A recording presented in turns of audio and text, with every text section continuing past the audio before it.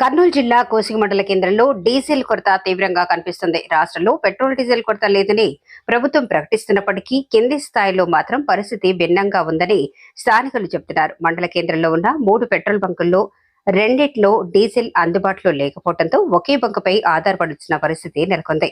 ఆ ఒక్క బంకులో కూడా డీజిల్ ధరల కోసం గంటల తరబడి నిరీక్షించాల్సి వస్తుండటంతో వాహనదారులు ఇబ్బందులు ఎదుర్కొంటున్నారు. ముఖ్యంగా కోసిగి నుంచి మాధవరం మార్గంలో తిరిగే ఆటో డ్రైవర్ల పరిస్థితి మరింత దయనీయంగా మారింది. ఆటో డ్రైవర్ మహాదేవ మాట్లాడుతూ ఇప్పటికే ఫ్రీ బస్సుల కారణంగా ఆదాయం తగ్గిపోయిందని, దానికి తోడు డీజిల్ కొరత ధరల పెంపు మరింత భారంగా మారిందన్నారు. రోజుకు 400 రూపాయల నుంచి 500 రూపాయల వరకు సంపాదించగలిగే తమ పరిస్థితి ఇప్పుడు 200 రూపాయలు సంపాదించడం కూడా కష్టంగా మారిందని, కుటుంబ పోషణ భారంగా మారిందని వాపోయారు. ఈ నేపథ్యంలో ప్రభుత్వం ఆటో డ్రైవర్ల సమస్యలను దృష్టిలో ఉంచుకుని డీజిల్ ధరలను తగ్గించాలని, అన్ని పెట్రోల్ బంకుల్లో డీజిల్ సరఫరా నిరంతరంగా ఉండేలా చర్యలు తీసుకోవాలని ఆటో డ్రైవర్లు కోరుతున్నారు.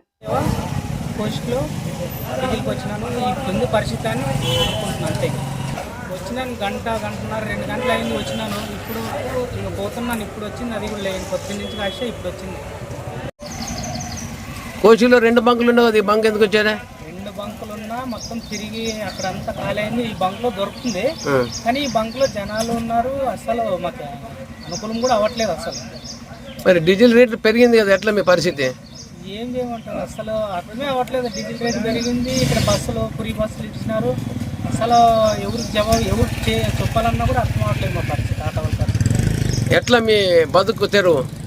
మా బతుకు ఇంక వేరే పని అంటే ఏం లేదు, ఇంకా ఇదే మా పని. ఇంకా అది దాంట్లో ఏదన్నా కానీ అది బతుకు సావు అంతా దాంట్లోనే మా బతుకు మాత్రం. ఇంక వేరే పని అంటే లేదు. పొద్దున్న ఎప్పుడో పెడతాము, పొద్దున్న పెట్టినా కూడా సాయంత్రం వరకు ఒక లైన్ వస్తే అది కూడా ఏం గొప్ప. ఇంక లేదంటే అది కూడా లేదు, లైన్ కూడా లేదు. ఇంకా కూర్చునే అక్కడ లైన్లో కూర్చుని ఆటో కోసం కాసి ఇంటికి ఊపినే వెళ్ళిపోతున్నాం. డీజిల్ మాత్రం వేసుకుంటాం ఖాళీగా.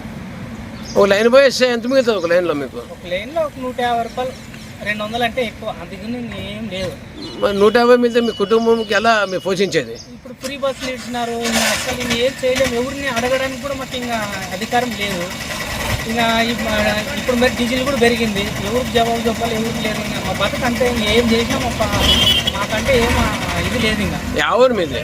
మా దొడిబెలగలు. కుటుంబం చాలా భారం అయిపోయింది, ఆటోల మీద ఆధారపడుతున్నాము. అస్సలు మాకు ఏం చేయాలో అస్సలు అర్థం అవ్వట్లేదు.